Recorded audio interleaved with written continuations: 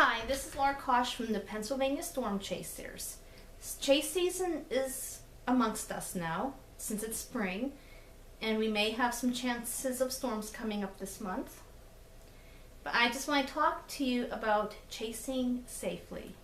Last week, March 28th, 2017, the storm chasing community lost 3 great chasers, Kelly, Randy, and Corbin. My thoughts and prayers go out to their families during this difficult time.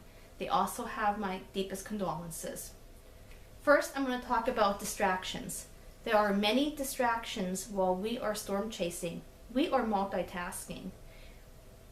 We are first off trying to drive and then look at the sky, see what the clouds are doing. Camera gear is involved and electronics like laptops, cell phones, and tablets. As a chaser, we're all guilty of being distracted while driving. We're all guilty of picking up our phone and checking radar. And as a chaser, if you say that you've never done that, you're lying. As chasers, we are not above the law. We are the same as everybody else on the road.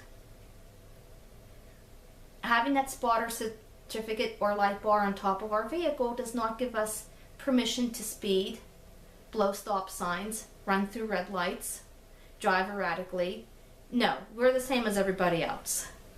We are sharing the road with people trying to get to and from work. We are sharing the road with parents trying to get their kids to activities. We're on the road with people trying to go shopping or do errands. We are on the road driving to our vantage point to observe the storm. And there are going to be times when you're going to get behind somebody going 10 miles below the speed limit or endless construction like there is in Western PA. It's going to happen. I always try to give myself enough time to get to the storm or my vantage point. If I get there early, then I set up my camera gear and I bring a book to read and I wait for storms to fire up. Another thing I want to talk about is vantage points. I have vantage points all over Western PA. I only chase where I know the road network and I know where the vantage points are. If I don't know the area, I don't chase. My vantage points are on public lands. For example, state parks and state game lands make perfect areas for viewing storms. And the ones I have picked out, I can see a great distance. I can see looking west. I can see a storm coming up on me. And I stay at that vantage point until the storm has passed. I don't drive a mile down the road because just to get closer to the storm. If I did that, I'm going to be in the thicket of trees. The road network in Western PA stinks for storm chasing. It is a challenge. The roads twist and turn, they go up hills, there's thickets of trees, there's a lot of obstructions. And that's why I stay at my vantage point until the storm has passed. I never chase in Tornado Alley. I can't really speak much about it. But depending where you're at, there is a great road network. It's more like a grid. And you can see storms, it's flat. You can see them forming. And if you want to get closer, you can drive a mile or 2 down the road and still be able to see it. That is not the case here in Western PA. I stay off private property when I chase. Going on someone's field or lane is a big no-no. It's illegal. You are trespassing if you do. I would be beyond livid if somebody was standing in my yard or in my driveway with camera gear and tripods taking pictures of clouds. My mom has some land. I do drive up to her top field. There's a farm road. And that's the only private property that I view storms from. I grew up there, so I'm allowed. She gives me permission. But if anyone else did it, she would be beyond livid if she saw a strange car driving up her farm road. And plus, it can get muddy at times. I've gotten stuck many times, but I've gotten out. Another thing I want to touch on is what to wear when you chase storms. Chasing storms is not a fashion show. You don't have to get dressed up. The storm isn't going to care if your hair is done or what name brands you're wearing. It's not going to care. You want to dress comfortable. I usually wear yoga pants, comfy shorts, t-shirts, hoodies.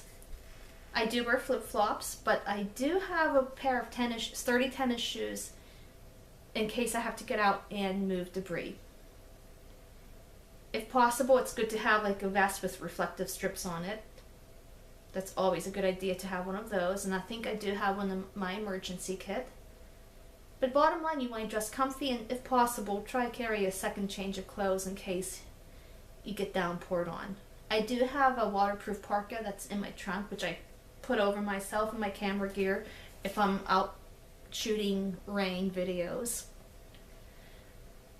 Another thing I want to point on is having 2 escape routes. You should always have 2 escape routes to and from your vantage point. On June 25th, 2013, we had 6 severe storms come through Western PA that evening. Good thing I had another escape route because I was at State Game Lands 95 observing a severe storm. A quarter mile from my location, huge bolt of light, cloud to ground lightning struck. That thunder was so loud, that's the loudest noise I ever heard because my ears were actually ringing. Guess what the lightning did? It caused a huge branch to break off a tree and block my escape route. Good thing I had another road out. Never know when there's going to be down trees or power lines, and you don't want to be trapped. You don't want to have to sit there and wait for the road to be cleared. That could be hours. Another thing you want to watch out for is flash flooding, especially if we have storms that are training. And if it's raining, heavy downpours raining, it's going to cause culverts to become raging rivers. And that goes to my next point. Never ever drive through flooded roadways. You don't know how deep it is. Turn around, don't drown is the rule. You don't want to have to be rescued if your car is swept downstream. And you don't know if there's a sinkhole under there either, so the water may look, oh, I can get through there. Well, a lot of times people can't make it. Cars become death traps in water. Next thing I want to talk about is having a light bar. I have a Fenix light bar on the top of my chase vehicle, and the color of the lights are amber. My light bar does not give me any special privileges. I am the same as everybody else on the road. It does not give me permission to go after motorists if they're breaking the law. That's what the police are for. That's what they're trained to do. I am not trained to pull people over. That's not my job.